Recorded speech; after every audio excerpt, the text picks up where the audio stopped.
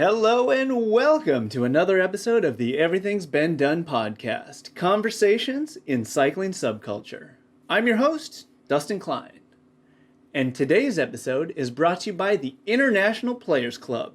Join the International Players Club at the carbon fiber level and know that your donation is supporting the cause, and for your efforts, you will get the highly coveted, beautiful, rainbow Everything's Been Done patch.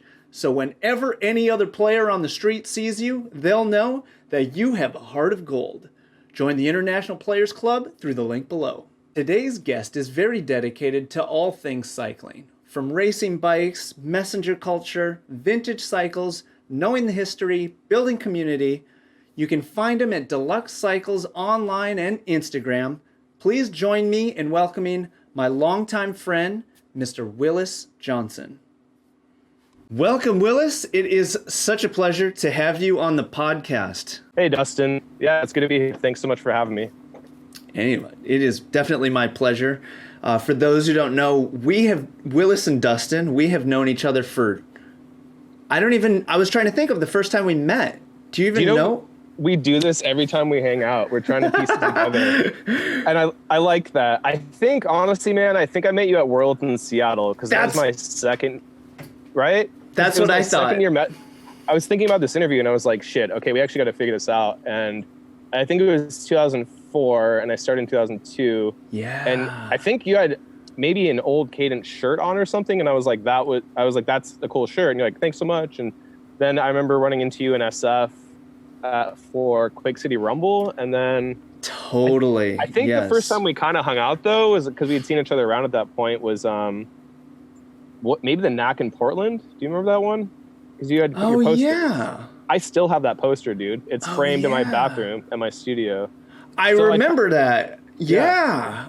So I tried putting it together, and I think that was the timeline, if I remember right. That sounds totally, because it was that makes so much sense, because especially messenger stuff, you have all these funny contact points, and then you're just kind of like friends, and you like don't even know how that happened. It's just this very gradual transition.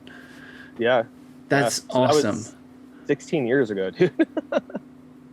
Yeah, that's awesome. Wow. Yeah. Huh, if we would have gotten lucky one of those nights, we'd have a 16-year-old right here, and you'd be like, he was there when you were conceived. Yeah. Okay, you can take the car. Yeah. They just got his license. Yeah. So, and then you were in Seattle when we met because the Worlds were in Seattle at that point, 2004. Right. The World's Cycle Messenger World Championships. This was all through messenger culture. And you grew up in Port Townsend, is that right? So I moved around a lot, but the timeline or history goes that I actually grew up in Olympia, Washington. And I lived at Port Townsend for a period of time on a boat, actually, with my mom. And then I moved to Seattle around 14 to 15, and it was kind of like a runaway from home situation. And then later, my mom actually moved to Seattle, and we rekindled our relationship, and had a really great relationship after that. So I would say I spent time in all three cities at different points in my life, but Washington State, that's where I grew up. Yeah, right, like Pacific Northwest into Washington. Did you know Chaz at all, or hear of him, or any path crossings? I didn't realize you guys both had Olympia. He grew up like in Lacey, which is a small city like outside of Olympia, and then I grew up in Olympia proper. But there was a bit of crossover that we put together, I think in Hamburg, Germany. We were on a train coming from Prague. I think this is post Red Hook, and cool. This is a funny story. I'll make it very quick, but we were in the train station transferring to Hamburg because we were going to go see our friend in Paris. And we both saw Dunkin' Donuts. And without saying anything, Dustin, we just like walked together towards Dunkin' Donuts, just like American kids, taste of home, coffee and a donut, like what could be more perfect. Yeah. And, we have our iced coffees and a bag of donut. And I remember we were sitting at this like electrical box because we had our bike bags and all this crap with us. And we just wanted to break. And right as we sat down next to our train, it just pulls off. And, Chaz looks and he's like, dude, I think that was our train. And I was like, okay, and just took a sip of coffee, and he was like, what are you going to do? And, we're trying to figure out our plan. And I was like, well, we're going to finish our coffee and donut and see what our options are. And that night we ended up having to spend the night there, and it was really similar city to Portland, actually, as far as like metropolis on the river and bridges. And it reminded me of that. But on the walk, we're just drinking beer along the river, just kind of like catching up. And we started talking about Olympia because we never really talked about it a whole lot. And we were both like shithead skater tagger kids, and I remember seeing his graffiti because I was a bit older, a couple years older. And I remember seeing it, and I remember seeing him doing a tag at like this legal wall downtown. And we put that together on this walk in Hamburg that like we actually had seen each other's graffiti around at that point. But so there's a little bit of overlap that we put together, but we never like were hung out or friends. He's actually friends with people that I knew from like different high schools and stuff. But yeah, I mean, that's just a cool connection. We both love Olympia and, both love like a lot of things about that area. And, he's like one of my best friends. So I think it's cool we have that in common. That, you know what that story makes me think about?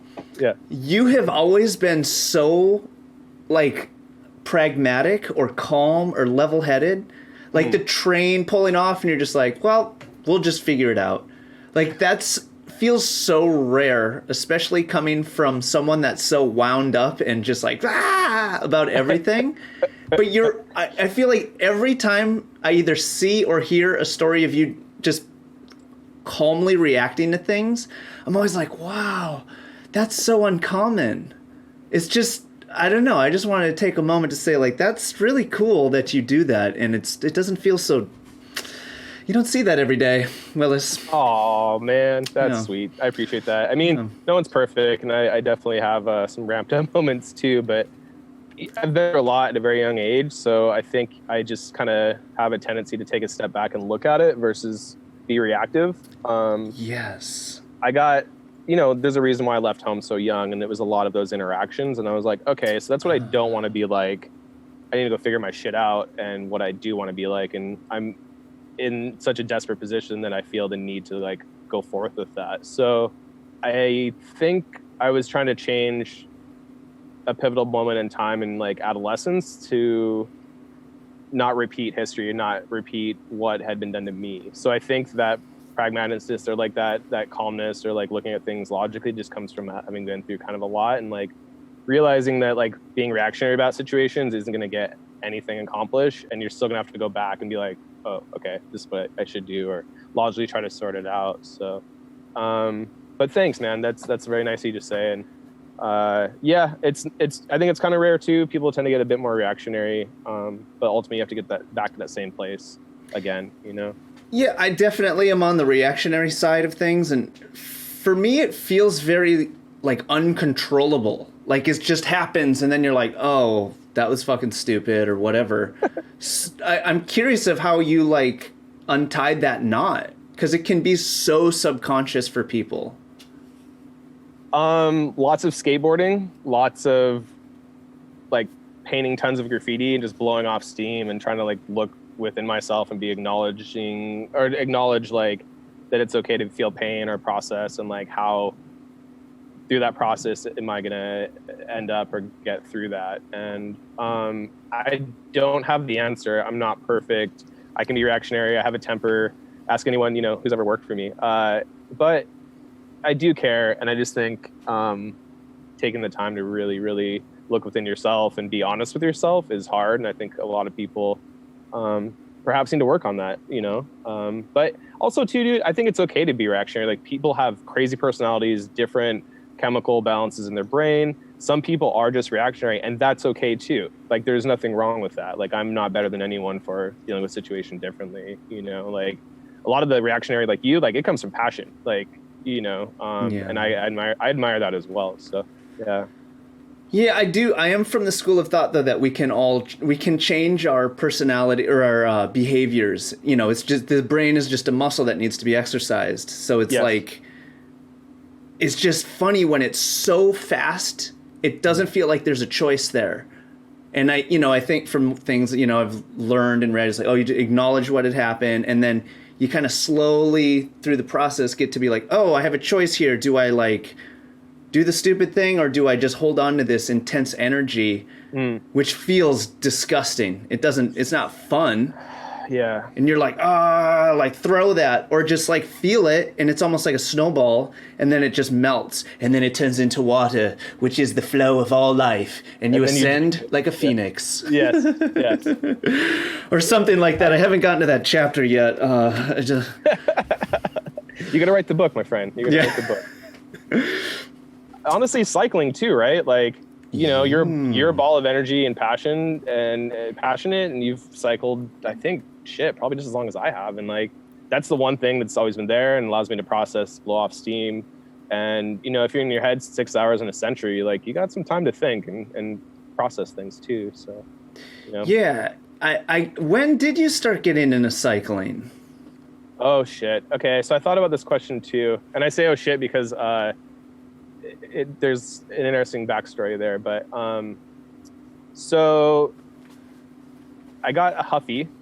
Sick. And my mom got it for me, and it was like total knockoff in comparison to what my friends had. And I BMX. Yeah, and I loved it. And we had this like pump track, like I don't know, like a mile down from where I was staying, and I'd show up my Huffy and like, you know, I get mocked at or whatever, you know, kids are mean, and I didn't give a shit. I sent it on the Huffy. Like I crashed so many times and was just trying to do dumb stuff and replicate whatever we saw on like, you know, BMX Plus in the freestyle section. Like back then it was all BMX racing. And anyways, man, so I had a friend who had a paper route, and he always had nice bikes or like new upgrades or handlebars. And I was like, I need to get a paper route so I can get off this Huffy.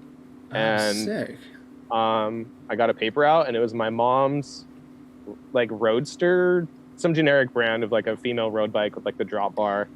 And I had front and back baskets and the bag. And, you know, I was making okay money. And then I figured out that I could actually double up and do 2 routes. Gnarly. I mean, I was like 12.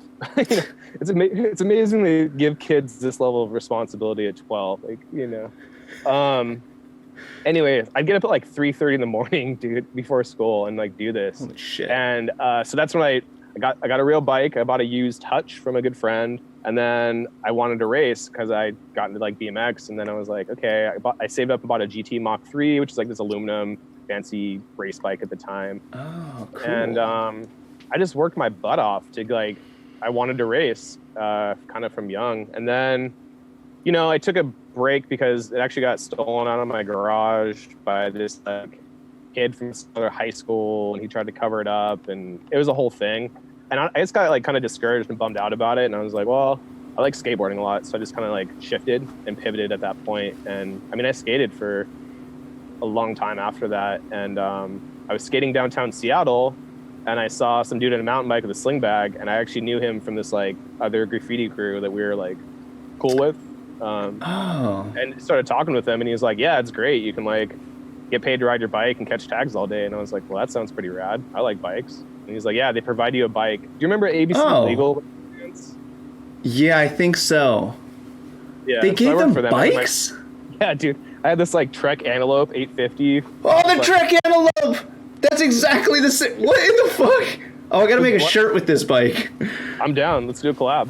Sick. It was like black with like splatter paint. I was like, yeah, this thing's sick. And I had my little sling bag, my little, you know, phone or whatever. And like, it was the funnest job on earth. And yeah. So that was like my reintroduction much later, I guess about a 12-year gap or around there. Yeah. So then bike messaging, you know? Yeah. And then did that take it over from that point? Like you were just, or did it slowly start to dominate, or was it the balancing both things, you know, skate, bike, graffiti? It's all subculture based and community oriented and somewhat creative, right? So, or I'd say very creative actually. Yeah. So for me it was a really natural transition in that way. And kind of what was going on, dude, is that the people I was writing graffiti with were like kind of bad people, and they were like getting into like drugs and like beating up people at parties and stealing shit and like whatever. Like it's just not my thing. And I love graph, and I did it for a very long time. But like, as I got older and after leaving home and already had been through so much that like, I didn't feel that I wanted to do that. And So the bike messenger community was really positive people for the most part. Like, I mean, you remember back then it was like someone was a messenger and then they were also like a painter, or they had this other skill set and they were doing the job, just kind of like pay the bills to get to the next step in their creative avenue or direction per se, and I love that. And I'm competitive. I like going fast. I like racing. I always have. I don't know. I think I got it from my mom racing cars or whatever. But man, it was exciting. Like, remember when you discovered like messaging was a thing and there's a subculture and like you go to races? It was just, it's awesome. These are going to be our good old days we talk about in our 60s, I think we might have started. Yeah. Yeah. So yeah, then it was like track bikes, and then it was like, holy shit, I can't figure this thing out. And, wait, so how did you figure? Yeah. Okay. So side note for anyone that's never been to Seattle.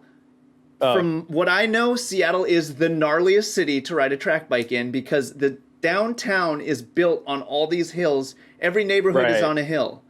So how did you start getting into a track bike in this insane city? Right. There was I was like one of 5 people. Okay, yeah. So sea level to elevation is like, and then there's tiers in Seattle, right? So like, you do like an 8-tier drop, 6-tier, and those are like steep hill, flat, steep, flat. Steep. East west is all vertical. So I'll touch back on that because I want to cross reference SF. But to answer your question, do you know James Newman? Yeah, you do. Yeah. So he's like one of my dearest friends, and another friend is Nick Dale. He goes by Nico, but he was of that era too. And I was actually roommates with them, and James got me like my ABC legal job because back then you had to like vouch for somebody. It was like very word of mouth and be trusted in the community or some cool guy shit. I don't know. But he did. He vouched for me. He put his neck out there, and we were roommates and we're in the same DJ crew. And Dale had this like conversion, like, like flip bull horns, like total cliche, like entry level conversion. And my parents were living in Fremont at the time. I was living in Wallingford with them. And every Sunday dinner, my stepdad would make like, a supper. And they were trying to like reinstill family dynamic and structure. And I used to go over there every Sunday and be like, hey, Nick, can I borrow the fixie? And I would start downhill straight towards Gasworks Park. And I forget the name of the road, Wallingford maybe. And it was steep, and it just got steeper and steeper and steeper. And there's a hard left 90 on that thing. The right. Yep. Dude. So I couldn't figure it out, man. One night I was like, okay, I had a couple of beers with those guys, and I was like, okay, I'm gonna like go down to Gasworks Park and figure this shit out. And there's those hills like in Gasworks Park. And I was bombing down to Gasworks Park, and I couldn't stop. I couldn't figure it out. Like I didn't comprehend it, and I was trying to do the back pedal thing. Like, hadn't really taught myself how to skid. So I just dove into it, crashed in like the side, flopped in some grass because like couldn't stop. It was either like blow this light or like hit a curb to stop. It was like a very like survival instinct mode shit. And then I got up and like brushed my shoulder off and was like, okay. And so I went down to Gasworks, went up and down hills, figured out how to skid, was kind of riding it off road a little bit. I like went off a curb and I was like, oh yeah, it's like an ollie. That's cool. You like pop it. It was like, so like it's kind of like forced myself to figure it out because I couldn't, right? And it was also a lot of fun. So I learned how to ride a track bike going over to my mom's house for Sunday dinner, essentially before I was a messenger. So and there was like, I think maybe 10 people, maybe 12, like they even had the things. And most of them raced at Marymore at the track. Like they're like, you're crazy riding out on the street, like, you hear these conversations. So did Nick and James never, I know you're getting attacked. They never bothered telling you how to use it? There was a no break on this too, I'm guessing. No. Well, I mean, okay, you know how Newman is. He's all casual. He's like, oh yeah, man, you just get on the thing and figure it out and do. And like, he's like, he's really casual about his, like, oh, you figured out, you're good. You can skateboard. And it's like, and then Nick was like, oh, hey dude, here's how you track stand. And I was like, oh, that's cool. But like, you're like, what about stopping? You're like, you'll figure that out. Good luck with that hill. Pretty much, actually. And like, they're a bit older than me. So I think back then there was a bit of like a bigger brother dynamic perhaps. So it's like, I mean, probably a bit of hazing too, let's be honest. Yeah, that's what I was thinking. And I mean, that's part of messenger culture too, is like tough love is for sure there. I hated that. It's like such a jockish mentality. Yes. Like, I don't know. I did too. I never really took part in it. And I always would try to be supportive, but and then you get the bug, right? You figure out how to ride this thing, and there's upgrades, and it was the same principle and concept for me, from like that shitty Huffy to like meaning this conversion to like race bike. And then I discovered pretty cool bikes, like had a Bianchi that I actually got from Travis Poe. I don't know. Really?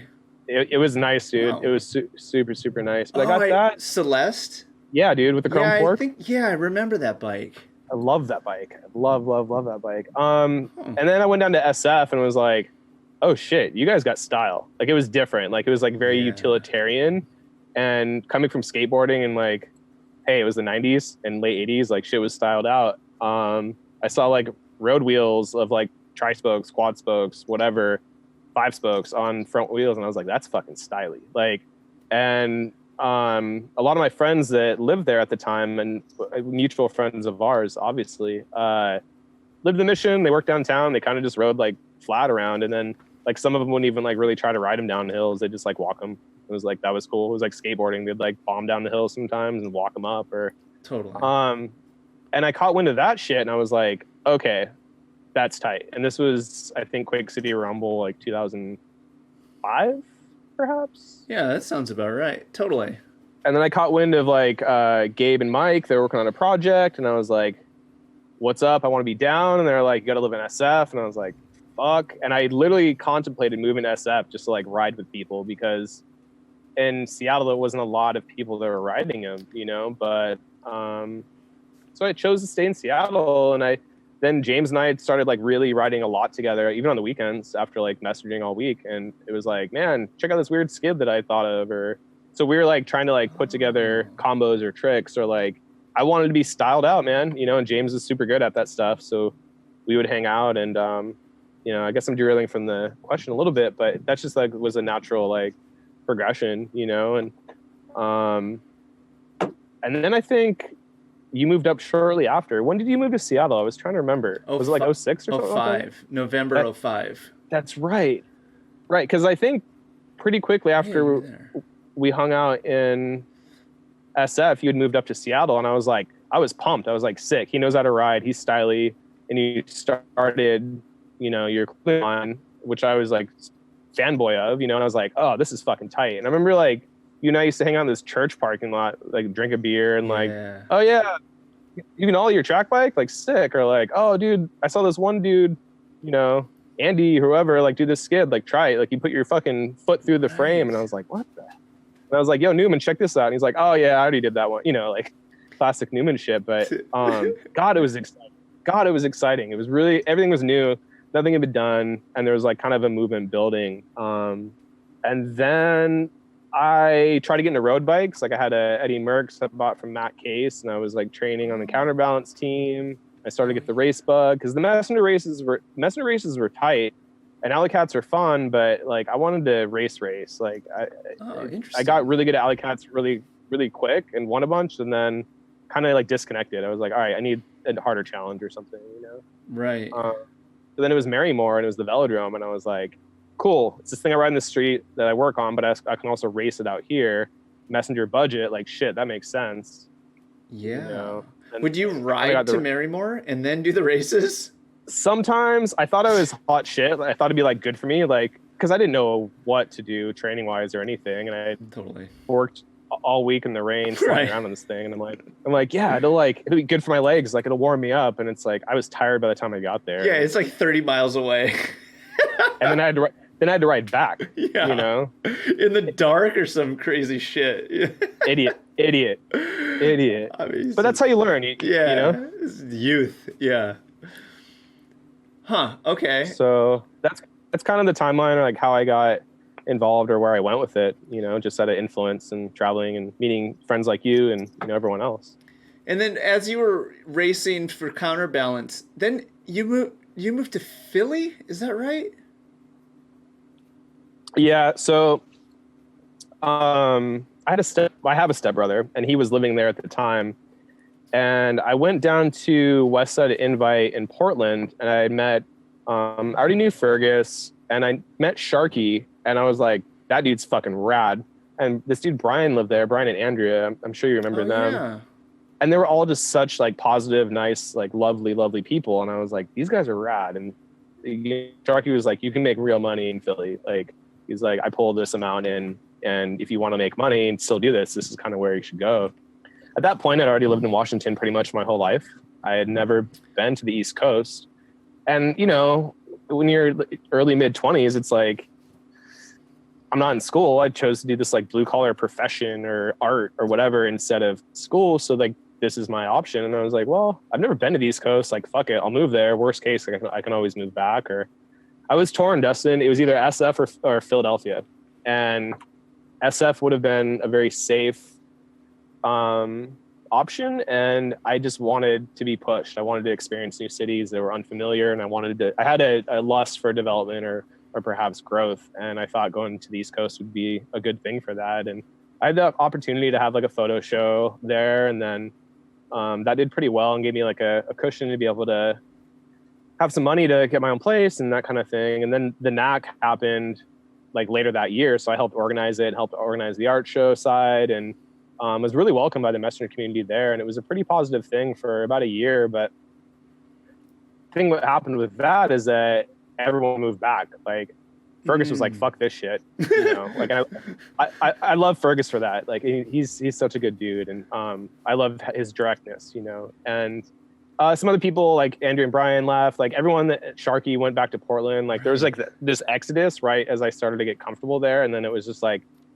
you know, typically like really mean like Philadelphia messengers that like aren't that at that time they weren't that welcoming, or it was like this like tough guy crew or whatever. These people didn't like these people, and it was like really cliquey and dramatic, and I just didn't really flow like that. I guess I was very un-East Coast like at that time. So yeah, I lived there for 2 years, and I think you guys lived there for like a couple months or something. You're like checking it out at one point. Or? Yeah. Okay. I don't remember what years that was, but I don't think you were there. I was. Man, we weren't there for very long. So I feel like I didn't even see you there. I don't even remember. Because Tom and I were like riding for, we were like sponsored for Cadence. Like you flowed me with some gear, and I was hyped on that, and it was like getting sponsored as a skateboard rider. I was like, yeah. Track bike. I was hyped. You've always been so good to me. And then Tom, you know, he was coming up, and him and I met. He was like, oh, you can wheelie your track bike? And I was like, yeah. He's like, yeah, me too. And I was like, cool, let's ride together. This kid was 16. Like, yeah, and shreds. Fuck, dude. Like, whole nother story there. But yeah, I mean, we were like both hyped, and there was like, oh, dude, Dustin's moving here. And then I think you were just like, hey, real talk. Like, we're like trying to get our shit together, figure out our direction. Like, I'll link up with you when I'm not busy. And we're like, cool, no problem. And you're like, yeah, I'm actually not going to move here. Like, but I'll link with you back on the West Coast. And then we ended up linking in Berkeley, I think a little bit later, that kind of thing. But I think you and Ellie were figuring it out, man. You were busy, and that's okay. You know. And then from Philly, you ended up going to New York? Yeah, so like I got burnt out on Philly. It was pretty negative base. It was hard to make a buck. Like, I mean, you would bust your ass to make $100, and like, wow. You know, then weather too. Oh, dude, yeah, that's a whole other thing. I mean, you know, props to those guys that can handle that stuff. I got very sick of snow at that point, and it was really tight streets. You weren't able to maneuver or like really get through, and it was this really hard, grueling, taxing job for like $80 a day. And it's like, it's when you start to question, like, why do I do this? And this is where people start to like want to not do that profession anymore, right? You're like, this shit's not worth it. Let me figure out what else I want to do. And wait, you know, hold on. I want to ask you about that. How was were you riding your track bike in the winter? Yeah. And like, how does it work? Is it sketchy? So is it fine? Like, you get really good at handling, and I think that's why I got really good at dirt later in life, because I figured out handling out of necessity, right? But yeah, I mean, back then I think we were on like 23C tires, dude, and drop bars, because it's a track bike. We're real messengers, right? Like these kind of, and you would just keep your hips loose and kind of wiggle around, and just, I don't know, you got good at sliding around. Like the first night I actually rode in the snow, I was with Sharky and this dude Joey Dement, and we got drunk and tattooed each other because it was like my first time riding a track bike in the snow, and that made the most sense at the time. I can show you in person, but yeah, fine gems on my ankle, I might add. So, dude, I don't know. Yeah, then I started going out to New York for like Alley Cats and messenger events, and you know, the New York community back then was really tight and also pretty positive and pretty like welcoming and warm, and there was just more action going on. And I had a little photo show. Once again, I was, you know, I've always kind of done photography and had an interest in it since I was a kid, and that's what I wanted to pivot to. I wanted to get out of messaging, cliche story, to be a photographer. And I was like, well, Cool. There's going to be more opportunity for me in New York. Totally. And yeah, so then I moved to New York. I had an opportunity to live with this dude, Brad, who's on Trackstar, gave me his room. And it was like a $500 room in Brooklyn, which at the time was like probably half. So he kind of gave me an alley-oop as like a welcome. That's awesome. And I ended up like messaging for him part-time for a little bit, and he was pretty supportive. And you know, it was an exciting, supportive community back then. I think it was a bit different from what I know of New York messenger culture now, but things change, right? And then New York too is just like everything's there, so it's like bigger culture. Fucking, there's like the art world is there. Like every culture has some sort of stake in that city. It's where I wanted to be, you know? Yeah, there's just tons of opportunities there. How was the transition into that place? Was it, you know, because it's also can be a very difficult city to just thrive, difficult to thrive, difficult to survive. I gave myself 3 years. The first year was really hard, man. Like I wanted to make it work, and I wanted to accomplish a goal of some sort of gratification of what I had perceived at the time of success on some level. And you know, I really wanted to give New York a solid effort. So, the first year I worked 3 jobs, and all of them were on the bike. So I would work for like Trackstar in the morning. I would go like deliver food in Williamsburg after work till like 11. And then other days I would like, you know, deliver the good stuff. And, you know, like it was all bike delivery stuff. And I was able to make like $2,000 a week at some points, $1,500 a week. And back then was great money, especially like mid-20s, like $500 rent. So I was saving up for like camera equipment and what I thought I needed to like transition. But I kind of got stuck in that loophole for like 4 years almost of like straight delivery jobs and just making an insane amount of cash under the table at these jobs. And I had to force myself out of a loop, more or less. And then that's kind of when I was like, you know, picking up photography work and doing freelance stuff and, you know, trying to pivot and transition out of that. And, you know, I kind of decided that's not what I wanted to do full time. I wasn't shooting for myself anymore, and I was starting to get burnt. And so that's kind of when I had the idea for a bike shop, because I had already worked in shops every city I've lived in, I've worked in a shop because I have, you know, race support and the ability to get parts cheaper to race. And so then I just like put my head down and worked for pretty much 5 years straight and just saving. Oh. So that was like the timeline, and there's some stuff in between, and, you know, probably before and after I perhaps left out. But were you collecting bikes or anything throughout this time, or was that more like after you started to get a shop and a space for it? Well, you know me, yeah. I was collecting during the whole time, and, you know, I probably could have opened the shop like 2 years earlier or some made up timeline if I wouldn't have, but I was teaching myself. And dude, back then you could find really amazing bikes for pretty dirt cheap. And I had access to a car, and I would like hunt Craigslist, scour and flip and just try to save. And I just enjoyed the process, and I enjoyed handing something off to somebody that was so beautiful or rare, or sought out or appreciated. It was like really gratifying work, and, you know, thrilled on too, right? So yeah, I've always done that, even from like trading parts to like Maestro, who now owns King Kong in Oakland with Gina, like in like 2005. Like, you know, we were like trading like, I'll trade you these Campy cranks for the Sagino 75 plus this Campy headset to like, you know, or like just wheeling and dealing track bike parts. Cause back then you couldn't really find track bike parts like at bike shops, you know? So I've always done that, and I've always really enjoyed that. Yeah, and that's kind of just part of messenger culture too. It's like, oh, I need a wheel set, or hey, who wants this frame? And the frame will go to like 4 different people before it goes to 4 more people. Yeah. That Bianchi from Travis Poe, you know? Yeah, it did. The Pinarello, like there's so many. Yeah. So then eventually you were just like, were you just gathering all these bikes and you're like, I need a spot to put them? Or did you get the space and then all the bikes? Like, I don't, you had an insane collection of insane bikes, museum quality bikes this guy has. Yeah. Thanks. I was living in the East Village, and I turned this like makeshift dining room into a bike shop essentially. And cool. you know, in New York, you have to be very feng shui about your space, or maybe Zen-like, or I don't know. You just have to. There's a term for it in Japanese that I can't recall, but utilitarian. You just got to work with what you got. Utilization of space to the fullest, right? And I grew out of that, and then I think at that point I actually got a job part-time at King Cog in Brooklyn when Gina and Sean owned it, and I had space to like kind of have projects, and I had space to also like space to sell projects in, and I would give them like a percentage for them selling it, and that was great. This was in King Cog's. They gave you like a corner or like a part of the store to sell your stuff out of.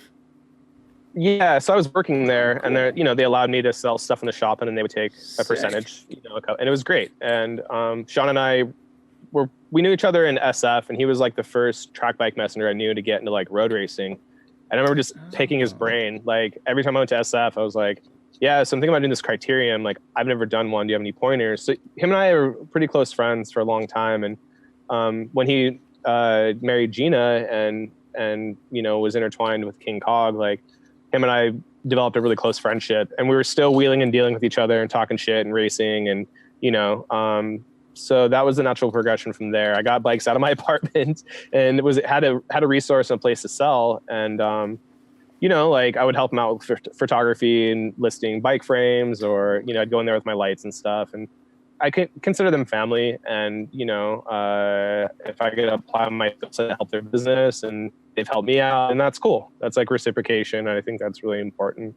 So that was a step there. And then, it's a ton of vintage stuff, and it's stuff I knew, and, I love them dearly, but I was like, I want to learn more, and I want to learn like a lot of modern new technology. Like electronic shifting was out at that time. I didn't know how to work on it.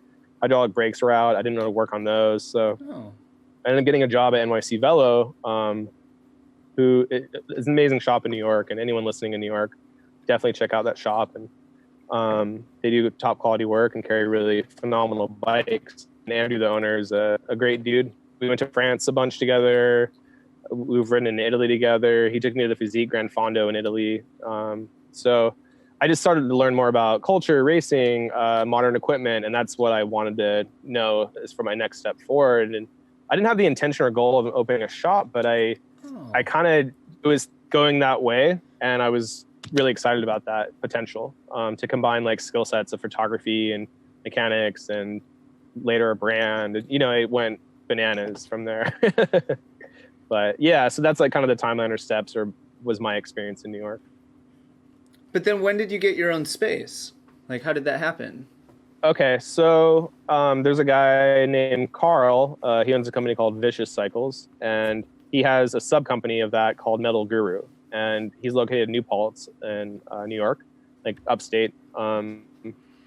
And he teaches painting classes, and I was like, okay, like every bike shop owner for bikes. For bikes, yeah. And I was like, every fucking bike shop owner I know is like balding, pulling their hair out, stressed out about money and margins and like high credit lines. And it's a hustle, and it's hard, and especially in these times. And I saw the market shift. I saw what was happening in the bike industry, and I was just like, well, where can I provide a service, or how can I be involved in the bike industry in New York City without, opening a shop, more or less, and how can I contribute to something that's creative? And I was like, well, there's a ton of frame builders in New York. Painting, there wasn't at the time a lot of good painting options within the city. And so I basically paid for this like really intensive program and went through like 3 different levels of classes and 3 different trips to paint bikes. I wanted to be a badass bike painter, and I wanted to like have that be a creative outlet, because I could still utilize photography, color, working with customers, creating, a unique, beautiful thing that people would enjoy. And I really, found it really satisfying. And it's still bikes. And it's still bikes. Yeah, I love them. And kind of what happened there, my friend, is that I realized very quickly that I couldn't be around all these chemicals and inhaling all this shit and race bikes. Oh, So, yeah. Interesting. Or just in you general. I mean, racing bikes, of course, but just as a bigger picture, they're probably not the best for us. Yeah, for sure. And, no matter how great your ventilation is or sealed or this or that, you're still going to be exposed. Like your skin's an organ. It's absorbent. It's going to absorb those chemicals. And I still wanted to be some sort of a mediocre athlete or whatever. So yeah, or an athlete. Athlete's an athlete, whether it's paid or not. Like, it's just own that shit. Yeah. Yeah, and so I had a space to build a paint booth in, and I was just using it as like my race studio. It was like where I had all my race bikes, and interesting. It was just a place outside of my apartment because I had a studio apartment it's a studio in New York. You can imagine. Dude, so one room. Yeah, it was bad. I got this space, and I was like, cool, it's affordable. I make enough where I can justify this, and I want to be able to service my own bike. So at that point I was racing for a company called Number 22, and I was in cyclocross, and you have 6 sets of wheels that are tubular. You have 2 bikes. It's just a lot of equipment in general. Plus I was doing road, plus I was doing track. And then I later got involved in mountain. So just myself, I think at one point I had like 14 bikes on the wall, and they were all like my race bikes. And I had a bench and tools and my stuff going on, You're like, I basically built a bike shop because I just needed to maintain all of my bikes. I mean, you can relate, right? Like, look at your setup. I mean, yeah. Well, it's pro, man. I appreciate that, but I can see through those words. Oh, come on. So then that it was like hilarious. Yeah. So then I had a reputation as on some level as being a mechanic or mechanically inclined, and I would see guys at races like, "Hey, my shifting's fucked up. Can you take a look at it?" Yeah, dude, come by. And then funny. Then word of mouth happened through that, and then all of a sudden I was starting to get really fucking busy, so I had to quit my NYC Velo job to like do this to basically accommodate everyone's schedule. That's so and cool. I was like, okay. You need to get a business license. Here we go. And I was like, a good friend of mine, Cooper, was in the studio the day I signed the lease. I'm on a ladder, and I have my head down, and I know what's coming, And I was just like, and he captured that moment in a really, really brilliant photo that he still has. And I kind of like snapped at him. I was like, dude, why'd you take that photo? Like, oh, I'm so stressed out. He was like, you're going to really appreciate this photo like 10 years from now. And pretty recently I saw it, and I was like, yeah, that was a really great capture in a moment in time. But yeah, so that was the development and the start of my studio. It was like a race level service studio that like co-athletes and co-competitors would, trust to like bring their bikes to, because they'd see me out there, and I was always on fly shit, and my shit always worked, So, and I just like talking to people, and I like helping people solve problems. Like I would hit someone's barrel adjuster to race, or like put their saddle on my neck and run through it real quick, and just make sure their shifting was good before a race, and like little stuff like that mattered a lot, or meant something to people, and I like that. But yeah, I mean, there's teams that wanted to come like just to me, and it almost became unmanageable solo. It was like 7 days a week. I had a girlfriend. I had Rosie at that point. She was like a little puppy. Like, life was busy, and I was racing and training. I was nuts. Yeah. Dude. I'd wake up at 6. Go train, do whatever I had to do, come work till like 11, eat dinner on the bench, and like go home, and just like, it wasn't sustainable. Right. Yeah, but it's fun and exciting when it's like new and it's your thing and it's working. You're like, fuck yeah. There's nothing else you would rather do. It was pretty cool. Yeah, it's like kind of, that's part of the process. That beginning, you're just like, all of it. And then it's got to level out into reality, and it does too.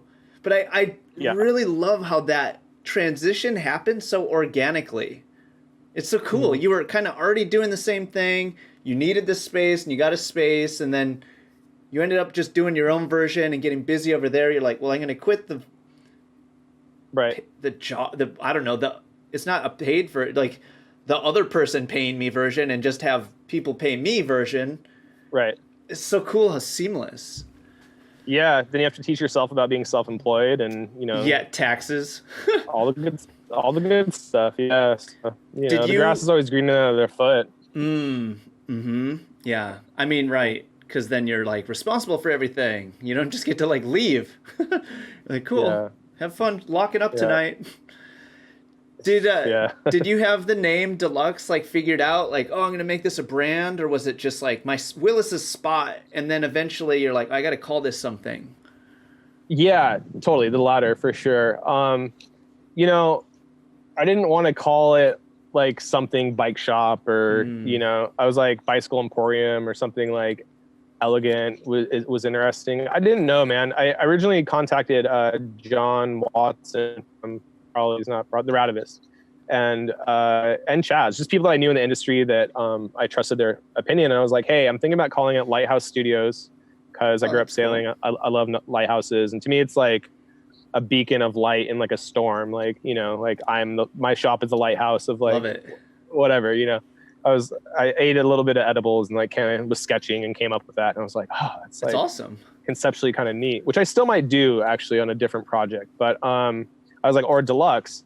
And Chaz and John both said Lighthouse. They're like Lighthouse Studios. Like, that's way cooler. Oh. So then I was like, all right, I'm gonna call it Deluxe. Like, because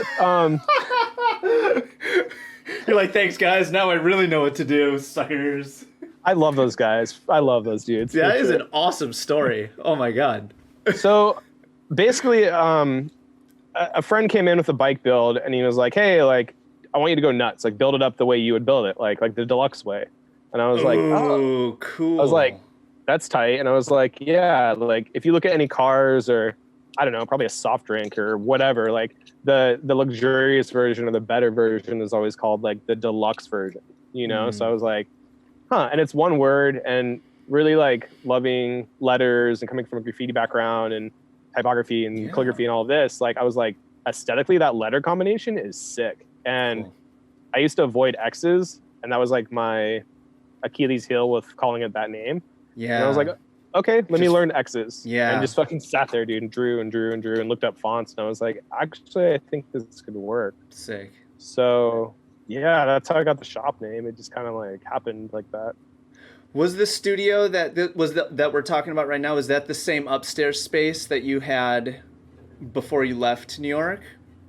No, so that was the one that we had the collaboration, or you came out and did the art show and stuff, on the installation of the Co-Motion, which I wish I would have saved those fucking boards, dude. That's one of the things about closing that space. I wish I would have saved those. But total side note, that was the second space, and that's right.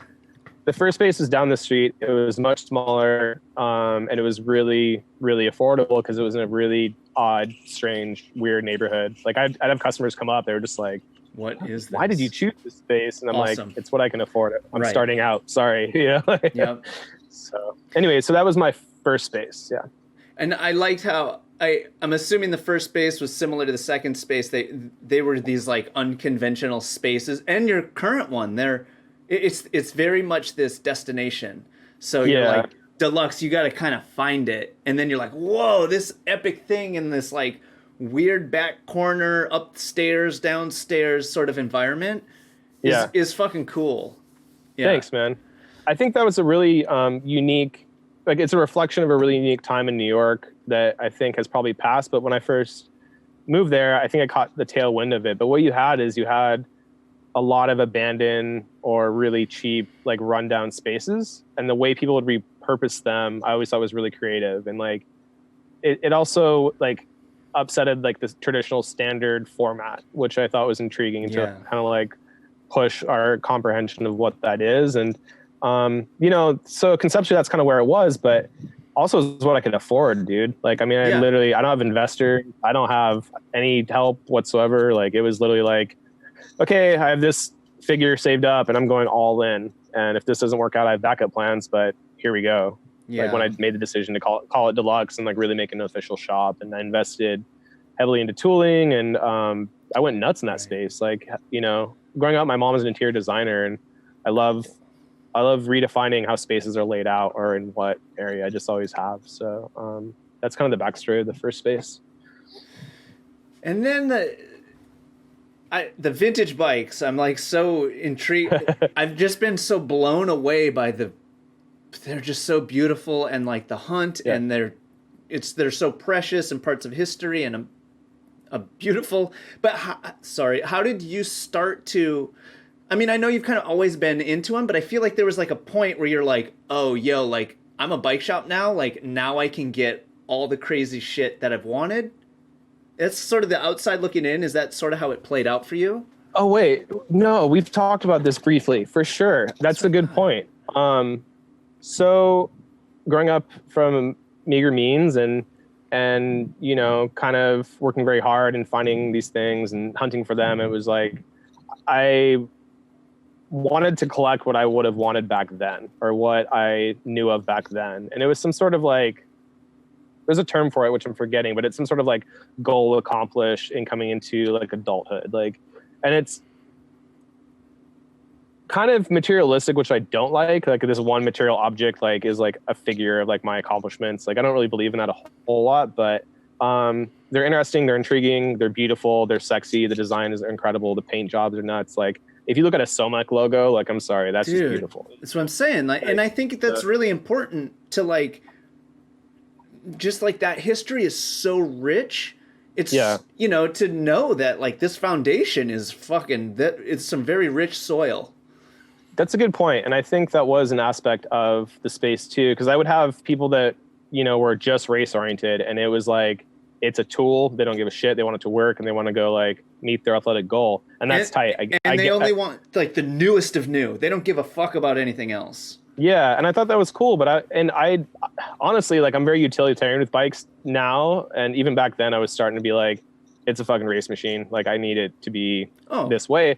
Totally. But I would have a lot of customers that would come in from that athletic background that were like, whoa, what's this? And I had a chance to kind of like educate or show how technology advanced, or like, I don't know. I guess I'm a bit of a historian in that way, but I could like name like this year, this athlete did this in this race, right? On this style bike or this bike specifically. And like, it was cool to share the information. They're like, whoa, like there's a lot of history to this. And I'm like, yeah, and you should know it, real talk, but I'll eloquently explain and, you know, show and try to like make that connection. And like there was an athlete who I'm not going to name him, but he didn't know who like Pantani was or Merckx or, I mean, even new guys, like he just didn't know a lot of the history. And I was like, I kindly implore you to look up these documentaries. They're on YouTube. Check it out. Next time you bring your bike in, we'll have something to talk about. I'll make some coffee. And he was like, dude, they were the truth. Like, and got all hyped up. And I was like, yeah, check it out. And they're doing on this bike that's like 21 pounds. That's like, dude, that's so crazy that you would actually be like, and look, you can touch it. You could sit on it. Like, yeah.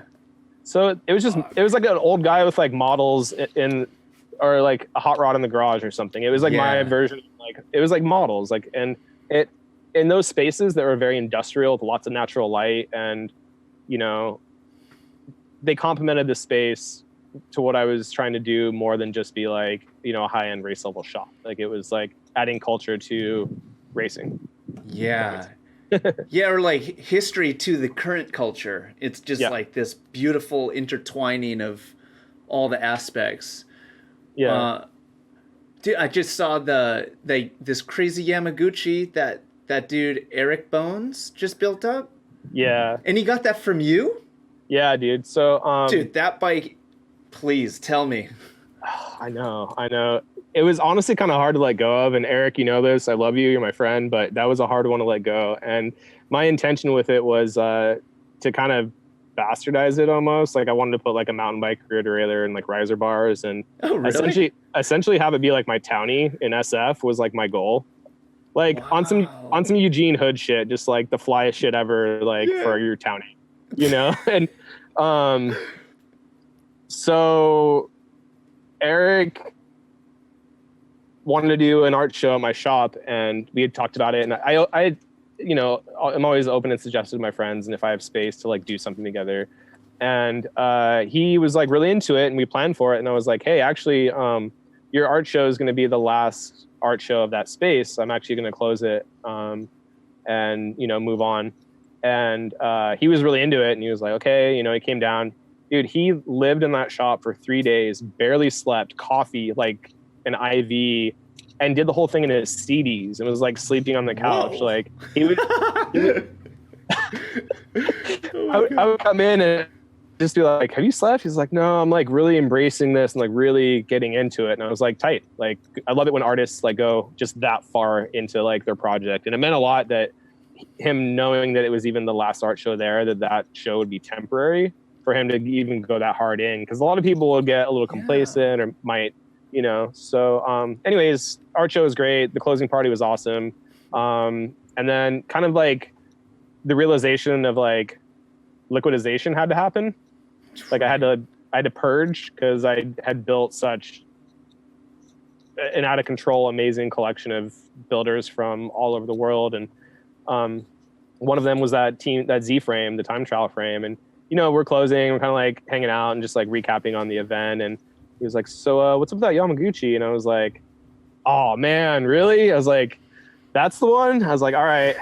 I was like, I would love for you to have it. I was like, but I asked him, I was like, so how are you going to build it up? He was like, I kind of want to build it as a road bike and like ride it. And I was like, okay, you're going to do way better justice to that bike than I will bastardizing it, riding around SF. And, I was really appreciative of his efforts. And I wanted to like reciprocate that. And I was like, all right, so are you open to trade? Like, can we trade partial for one of your pieces of work? And then we'll figure out the rest later. And he was like super humbled by that. And it was just a great connection. And, we're still good friends to this day. Dude, so yeah, sick. he got that Gucci, and I'm happy for him. How did you find that bike? Like, I know it's like a bunch of things, or maybe this question is more about you. It appears that you're very into like the hunt. And then also there's a thing that you would do for a while on Instagram, which I thought was so cool. It would be, you would show like a picture of like a cool little like model thing or like a badge, and you'd be like what would you call it? Like small life goal check.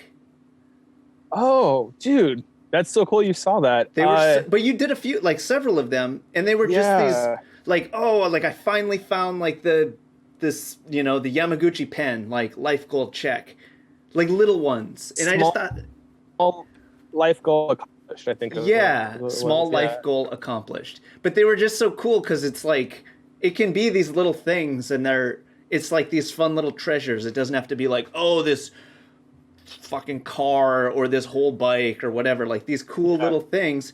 And to me, that really spoke to your personality, because you're like, also these epic bikes, but then you're like, but this hubcap is fucking cool too, or like this weird bolt to this one bike to this da da da da da is like so awesome. Yeah. I'm a huge cycling fan, from the engineering perspective to aesthetics to paint to logo design to the athlete. Like I just love it, and it just really enthralled myself in it. And I was also kind of like poking a jab at like materialism, right? So I was like, yeah, small life goal accomplished. Like I got this thing. Like it was just like my little jab at being materialistic. But I think the ability to have those objects and be able to explain the history is really important. And just to even go back to explaining to athletes, or even like, dude, young kids getting into it, like, young track bike kids in New York are very passionate, and like, it's cool to be like, yeah, this is this thing, it came out of this date, and their fucking heads are blown, and they're so cool that you see them like develop, or their interests go to road or wherever it goes, or maybe just track bikes, or, wherever people take it. But I think it's cool to a unique space, and to have the space and place to be able to educate people and in an organic manner, and just out of like love for it, like, I still have so much of that shit, actually. When you see the new studio, you're going to laugh. A lot of it's in the bathroom, but yeah, I have a lot of that stuff. But how much of it too is like this hunt? Like, it seems like you kind of thrive off of the chase, like looking for the thing. I'm kind of determined in general, right? So like, and I just come across shit. I'm always looking or digging, and it comes from like digging for records as a DJ, or just like trying to find that one thing, and going to bike swaps and being like digging this massive box and being like, whoa, this is this fucking Giro d'Italia 19 whatever pin, like tight on my shirt, $5, we're good. Like just coming across shit, like bike swaps, and interacting in like online communities. At that time, Craigslist, like driving 6 hours to buy this Bob Jackson tandem from Martha's Vineyard, and then I had to drive that shit back in the snow. Like, it's an adventure. Dude, I could go on. There's so many. Yeah. It's calmed down. Right now I have a track tandem, which I hopefully one day you and I can ride. Gnarly. Oh, you've had one, or maybe it was different? Or was I've had that a the same? couple. Yeah. I've had a couple. Yeah. I remember like even seeing videos. You guys would ride that around. Did somebody Prospect ride Park. it during Monster Track or something? Yeah. So What the fuck? an old mechanic of mine and I rode it in Monster Track, and it was such shit weather. It was like 40 degrees, like sleeting, like the worst conditions possible. And it was actually his day off. I got to give it up to Tijon for doing that with me. And we actually did I think we did 2 checkpoints, and I was like, hey, I don't know, dude, I'm good. And he was like, thank you. He's like, thank God. He's like, I'm over this. He was like, it's cool we did it and showed up.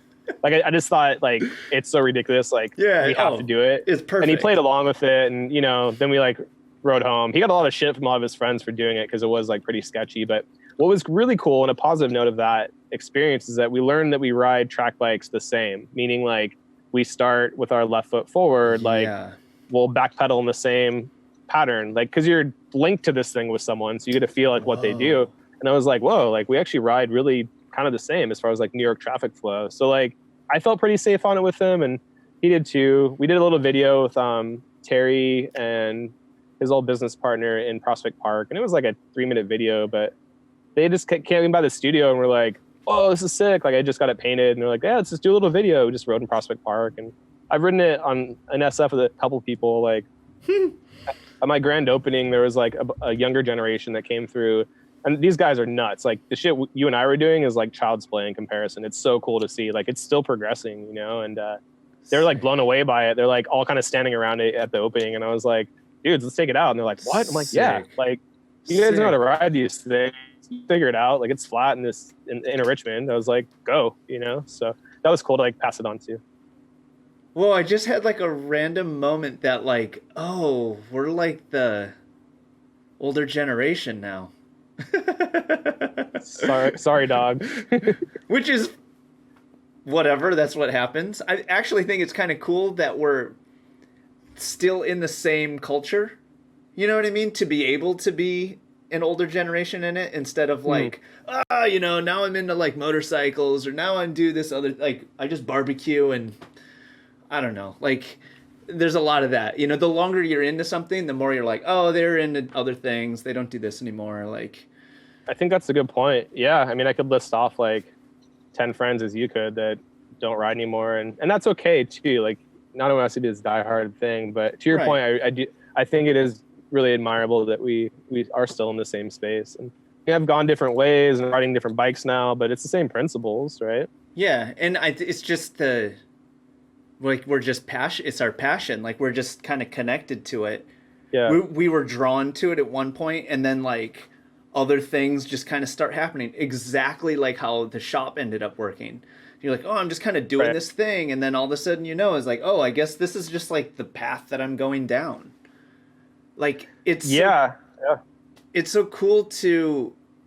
I mean, this is almost a bigger perspective for someone that's younger, because even when I was younger, you're I want to know exactly what to do and how to get to that thing and this and that. And it's kind of about, don't worry so intensely about what the goal is. It's really the cliche of the life is the journey. You're just kind of going along with the thing. Find the passion, let that be the compass, and then just do the things and let it kind of do all the versions.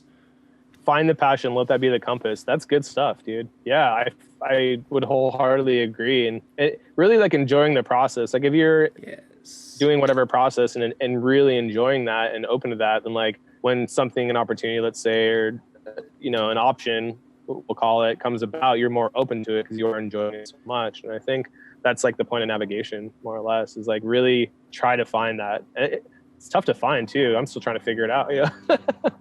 Yeah, but I think that's on a micro level. I think on a bigger level, your compass is working, and I think also that's enjoy what you do, enjoy the process. That's basically, to me, the definition of success.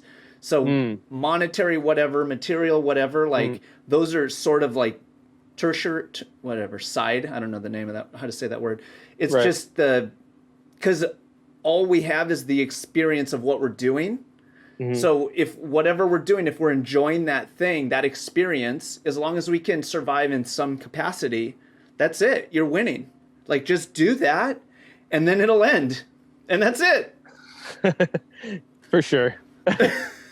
Yeah, it's good stuff, isn't it? I mean, the trick is to like monetize it and not completely bastardize what you're doing and lose sight of the initial intention and passion and goal. And like that balance, I think for me personally, I've struggled with a few times over, what I would call my career. And that's it's a hard balance, man.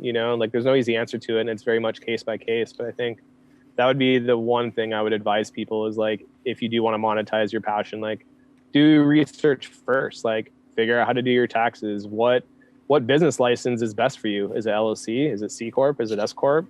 Is it DBA? Like what, like do that research and don't get overwhelmed by it. Cause you don't want to figure that shit out as you go. That would be my only input, Yeah. I mean, of course you gotta do, that's work right there, that category. But yeah, it's like it's a byproduct of doing something that you enjoy doing. You could also go and work for someone and get paid a lot, which is a positive, but then you're being told what to do all the time by someone that's not that cool, hypothetically.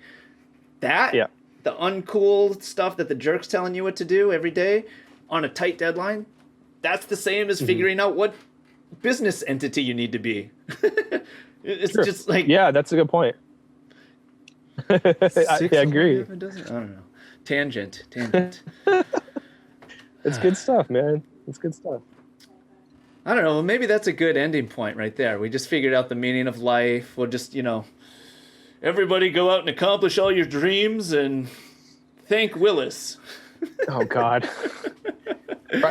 Ride your bike a lot. Be good to people, like protest, Black Lives Matter, take care of yourself, right? Like be responsible in your COVID preparation and how you interact with people. I mean, I don't know. Yeah. Run with it. I would say run with passion. Yeah. Dig it. All right. We're going to seal it there. We're going to stop while we're ahead. Okay. Thank you for doing this, Wilis. This was great. Dude, it's such a pleasure. I'm looking forward to actually being able to ride out and hang out and ride bikes together. Oh, I can't wait. Yeah. Any parting words? I guess you kind of did them. Check out at Deluxe Cycles. Come see my new studio in San Francisco. It's very different. It's not a shop. It's a photo design studio, art gallery space for Deluxe. And keep an eye out for new products and new projects in the works. There's a ton. I've been working very, very, very hard during this newly found free time. And I hope that you all enjoy. And, thank you to you for this opportunity, Dustin. This is awesome. In a normal world, which who knows if that'll ever happen again, is Deluxe by appointment only, or do you have open hours? It's by appointment, and that's for no other reason that I've had such a strict schedule for so long that I want to be able to go ride my bike whenever I want and not be like bound to like a normal business hour. At least for now. I just need some time to like process. Yeah. But so if someone wants to see the shop, like it's definitely worth being like, hey, are you around these times? Because sometimes you're like, sure. Oh, appointment, it's intimidating. I don't know if I want to. I just do it. Can people do it now, or is it? Yeah. What I say is like, just send me a DM. Let me know when you're visiting, and I'll make an effort to be there for you and show you. And I'll make you some tea, and we'll keep a 6 feet space rule. Like wear a mask and just be responsible. And you're always welcome in my space. Sick. Yeah, I've highly suggested seeing the spaces that Wilis creates and the conversation and the history and so on and so forth. You're doing a good thing there, buddy. We appreciate you. It. Yeah, I appreciate it. Likewise. All right, dear friend. Goodbye. Ciao.